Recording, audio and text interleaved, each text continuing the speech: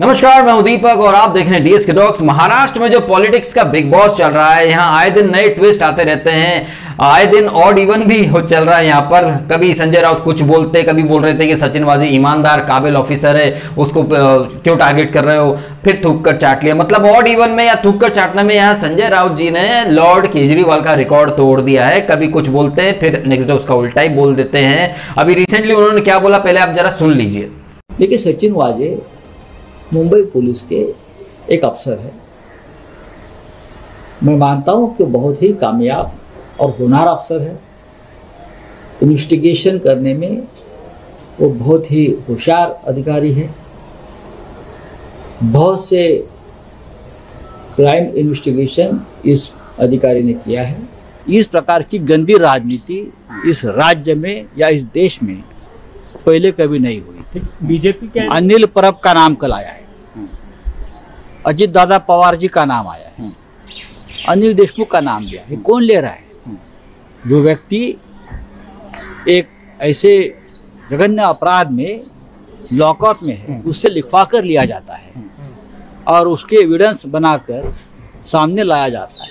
ये राजनीतिक षड्यंत्र है। देखा आपने, एक टाइम पे कह रहे थे कि सचिन वाजे बहुत ईमानदार, बहुत ही होनहार अफसर है, काबिल ऑफिसर है। अब कह रहे कि उसकी बात का क्या भरोसा। मतलब संजय राउत जी क्या है कि मतलब जैसे कौरवों के साथ एक शकुनी था जिन्होंने पूरे कुरुवंश का नाश करवा दिया। संजय राउत जी यहाँ पर पता नहीं क्या, कुछ तो शायद उनका इश्यू कि वो जानबूझकर ऐसी हरकतें करते हैं जिससे न सिर्फ उद्धव ठाकरे परिवार, पूरे महाराष्ट्र का भी नाम खराब हो रहा है।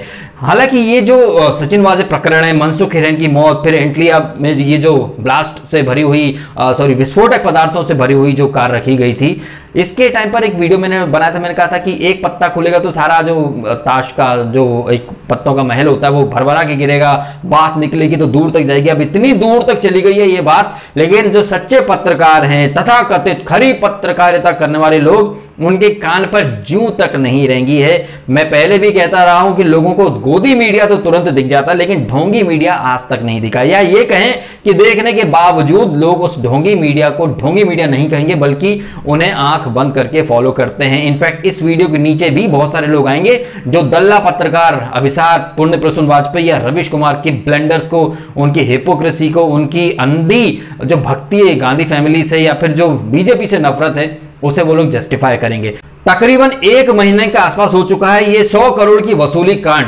इसके ऊपर मजाल क्या कि रवीश बाबू डिबेट करें। उन्हें इकोनॉमी, जीडीपी की, बेरोजगारी की इतनी चिंता है, गरीबों की इतनी चिंता है, उन्होंने एक बार भी नहीं कहा कि ये 100 करोड़ की वसूली जो हो रही है इससे कितने गरीबों का भला हो जाता। अभी परमवीर सिंह के बाद सचिन वाजे ने एनआईए कोर्ट में चिट्ठी लिखी, उसमें शरद पवार, अजित पवार और शिवसेना के अनिल परब का भी नाम आ रहा है, जिनके डिफेंड में संजय राउत जी ने स्टेटमेंट दिया कि भाई उस सचिन वाजे की बात का क्या भरोसा है। कुछ दिन पहले तक वही सचिन वाजे बहुत अच्छा था। जैसे हम बिग बॉस में देखते हैं ना कि कंटेस्टेंट पूरे वीक अलग अलग अतरंगी हरकतें करते हैं, वीकेंड पर आते ही सबके सुर बदल जाते हैं, सब भूल जाते हैं अपनी कही हुई बातें। एग्जैक्टली यहां पर भी वही हो रहा है। अभी राफेल का पता चला कि राफेल में 8 करोड़ की कुछ दलाली का, कुछ फ्रांस की किसी मीडिया रिपोर्ट का हवाला देकर कांग्रेस ने आनन फानन में 8 करोड़ का भ्रष्टाचार, उसके ऊपर रवीश बाबू ने भी वीडियो डाल दिया, बताइए दलाली हुई है। अभिषेक दल्ला शर्मा ने भी मोदी को कोसना शुरू कर दिया। लेकिन मजाल क्या कि 100 करोड़ के ऊपर कुछ कहा जाए। अब ये जो 8 करोड़ की दलाली का जिक्र किया गया फ्रांस की किसी मीडिया रिपोर्ट, वो हवाई बात के आधार पर कांग्रेस ने प्रेस कॉन्फ्रेंस भी की। अब वहां से क्लैरिफिकेशन आया 10 एविएशन से, जिन्होंने ये 36 राफेल की डील की। उन्होंने कहा ऐसा तो कोई 8 करोड़ का कुछ है ही नहीं, ये तो हवाई बातें हैं। लेकिन हमारे यहाँ की कुछ पत्रकार और ऑपोजिशन और कांग्रेस पार्टी कह रहे नहीं, हम बात का यकीन नहीं करेंगे, जरूर यहां भ्रष्टाचार हुआ। मैं तो कह रहा हूं जिन्होंने भ्रष्टाचार किया हो उन्हें गोली मार दो, फांसी पर चढ़ा दो, भले किसी पार्टी का हो। लेकिन वही लोग जो ये कह रहे हैं कि नहीं हम नहीं मानेंगे कि वो फ्रांस सरकार की बातें, वहां की ये सब बातें, ये वही लोग हैं जो चाइना बोल देता है कि उन्होंने हिंदुस्तान के 40 मारे तो बिलीव कर लेते हैं, लेकिन जब हम बोलते हैं कि हमने भी उनके 50 मार दिए तो हमसे सबूत मांगा जाता है। ये लोग फ्रांस की उस मीडिया रिपोर्ट पर भरोसा कर लेते हैं जहां कहा जाता है कि भारतीय सरकार ने किसी को गिफ्ट या कमीशन बाजी हुई है, उस पर भरोसा करते हैं। लेकिन वही फ्रांस का मीडिया या वहां की सरकार बोलते नहीं कोई कमीशन खोरी नहीं हुई, तो नहीं, वो नहीं मानेंगे, जो ये कहेंगे वही सही है। लेकिन जब यहां पर 100 करोड़ वसूली की जो बात हो रही है तो यहां पर सब डिफेंड कर रहे हैं कि नहीं ऐसा कुछ नहीं है, सब बीजेपी करवा रही है, परमवीर सिंह, सचिन वाजे सब झूठ बोल रहे हैं। अब आप यहां पर ये जो तथाकथित सच्चे पत्रकार हैं जो सिर्फ अपना चैनल पे दिन भर मोदी मोदी करते रहते हैं, मोदी के विरोध में दिन भर वीडियो डालते रहते हैं। मतलब ऐसा है कि अगर 8 करोड़ की कोई कमीशन खोरी की बात है तो उस पर वीडियो बनेगा, लेकिन 100 करोड़ की वसूली, और अभी जो सचिन वाजे ने चिट्ठी लिखी कि और 50 करोड़, फिर 2 करोड़, बड़े बड़े अफसरों, बड़े बड़े नेताओं तक के नाम आ गए। लेकिन मजाल क्या कि अभिसार दल्ला शर्मा, पुण्य प्रसून वाजपेयी, रवीश कुमार इधर कुछ बोल भी नहीं। बोलेंगे कैसे? अपने आका का हुक्म जो है कि इनकी नाक के नीचे करप्शन होता रहे तो चलता है। मैं इन लोगों को बहुत पहले से जानता हूं और अपने काफी वीडियो में ये बात मैं कह चुका हूं। ये एनडीटीवी, रवीश, इनको मैं आज से फॉलो नहीं कर रहा हूं। कैसे यूपीए 2 के समय करप्शन अपने पीक पर था, ये तथाकथित सच्चे पत्रकार मुंह में दही जमाए बैठे हुए थे। अभी भी वही हाल है। आप देख लीजिए, जो लोग कहते थे अरे नहीं भाई रवीश को देश की फिक्र है, वो देश में भ्रष्टाचार नहीं चाहता। भाई भ्रष्टाचार से याद आया, कहां है केजरीवाल जो जन लोकपाल लेकर आने वाले थे? कहां है अन्ना हजारे जो महाराष्ट्र के गांव से निकल कर दिल्ली में जाके आंदोलन करते हैं कि भ्रष्टाचार हटाओ, देश बचाओ? खुद महाराष्ट्र में इतना जबरदस्त लेवल का भ्रष्टाचार चल रहा है और अन्ना हजारे तो महाराष्ट्र के ही। कहां है वो?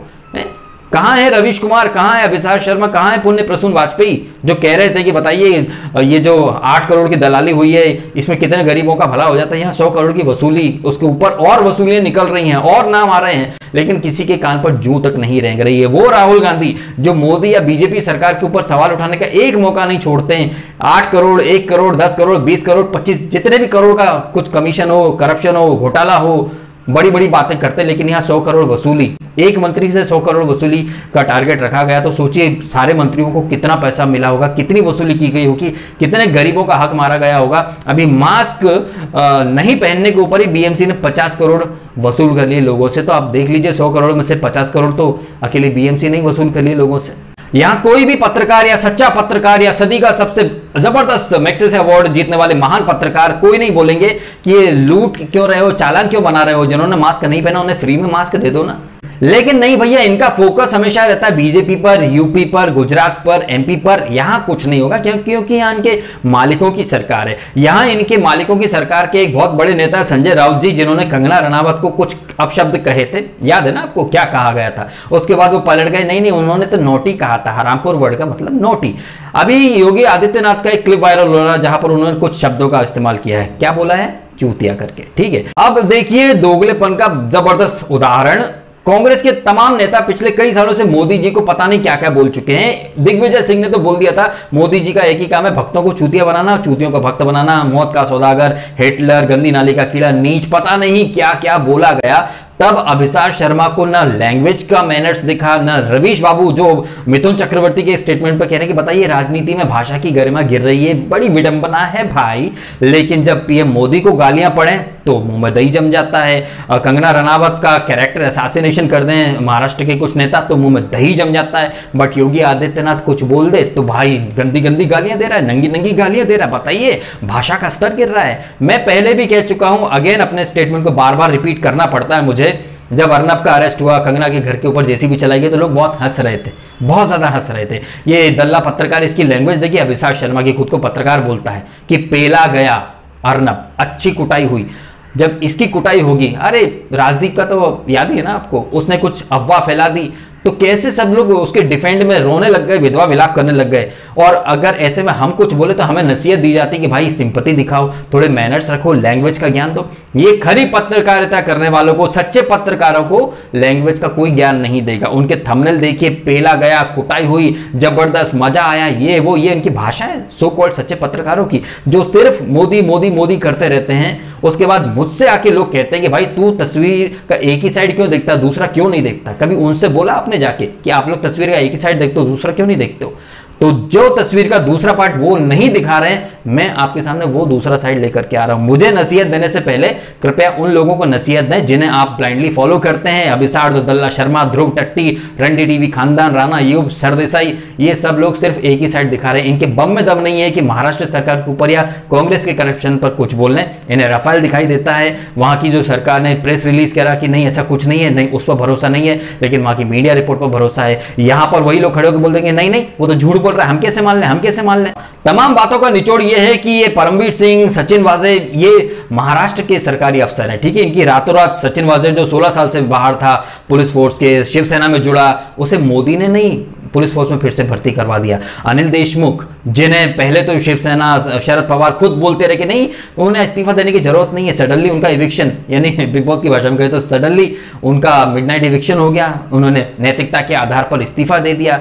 देखिए यहां पर लिंक जुड़ी हुई है, कड़ियां, एक फंसेगा तो सब फंसेंगे। और करप्शन अगर बीजेपी स्टेट में होगा तो रवीश बाबू डिबेट करेंगे, इस्तीफा तक मांगेंगे पीएम का, सीएम का, लेकिन यहां रवीश बाबू, अभिसार, सच्ची पत्रकारिता का दम भरने वाले लोग यहां पर कुछ नहीं बोलेंगे। रवीश बाबू याद है ना आपको, जीडीपी, इन्फ्लेशन, रोजगार, बाप रे बाप, मजदूर, सब पर बहस करते हैं दिन भर, लेकिन यहां पर ओपन गुंडागर्दी, लूटपाट चल रही है, एक शब्द नहीं कहा जाएगा। वो जो टीआरपी केस जो मढ़ा गया था परमवीर सिंह के द्वारा, वो भी फेक निकला, लेकिन उस फेक केस के ऊपर ध्रुव राठी ने वीडियो बना दिए, रवीश बाबू ने वीडियो बना दिए, अर्नब को खरी खोटी सुनाई। अब ओपनली कोई अपॉलॉजी नहीं देगा कि नहीं फेक केस के ऊपर उन लोगों ने खबरें चला दी।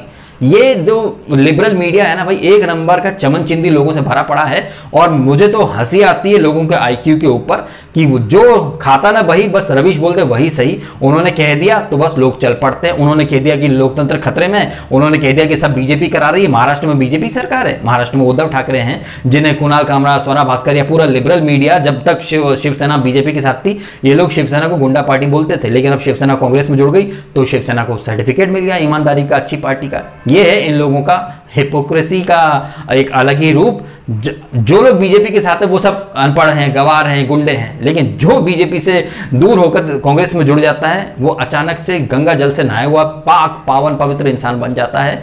इन्हें राफेल डील में दलाली दिखती है, लेकिन यहां 100 करोड़ वसूली नहीं दिखती है। यहां ये नहीं दिखता है कि मनसुख हिरेन को मार दिया गया, सुशांत, फिर दिशा सालियान, और एक फॉरेस्ट ऑफिसर है दीपाली चौहान, आई थिंक एक पूजा चौहान करके और थी। बैक टू बैक इतनी सारी सुसाइड होती रही, अर्नब को फेक केस में फंसा दिया गया, इतने सारे होटल से वसूली की जा रही, वो भी लॉकडाउन के दौर में, मास्क नहीं पहनने पर लोगों से वसूलियां की जा रही हैं, फाइन लिया जा रहा है, लेकिन मजाल क्या कि यहां कुछ बोल दें।